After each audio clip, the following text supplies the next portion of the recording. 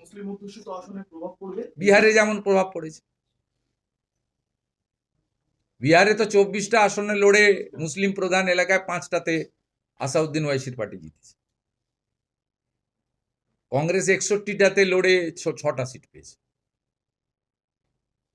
এই যে হুমায়ুন কবির বলছেন নতুন দল তৈরি করে 22 তারিখ থেকে একের পর এক বাউন্সার দেব, তা আমার কি, আমাদের কোন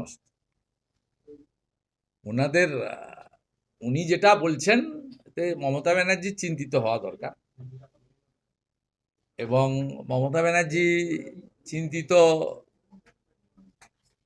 হয়ে কি করবেন তার বিষয়, আমাদের এখানে চিন্তা করার বিষয় নেই। আমরা চাই ত্রুটিমুক্ত ভোটার তালিকা, অবাধ গণতান্ত্রিক ভোট, সকলের জন্য নির্বাচনী প্রচার ময়দান, মানুষ নিজের ভোট নিজে দিক।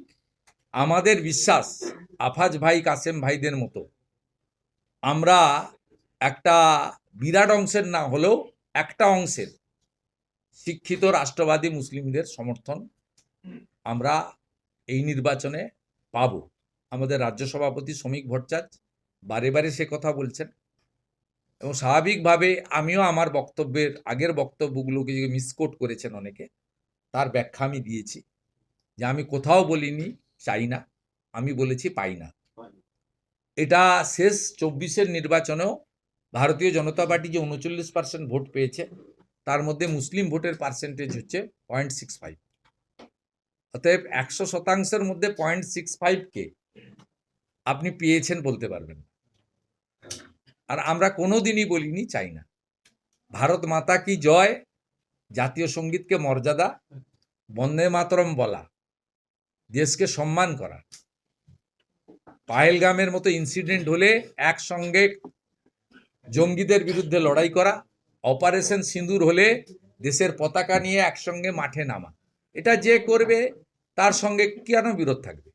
আমার ধর্ম আমি পালন করব, ও ধর্ম উনি পালন করবেন। উনার ধর্মে আমি হস্তক্ষেপ করব না, আমার ধর্মে উনি হস্তক্ষেপ করবেন না। এই যে শাশ্বত সত্য যা উত্তরপ্রদেশে যোগী আদিত্যনাথজি ওখানে করছে, ওখানে তো 20 কোটি পপুলেশন, 4 কোটি মুসলিম থাকেন।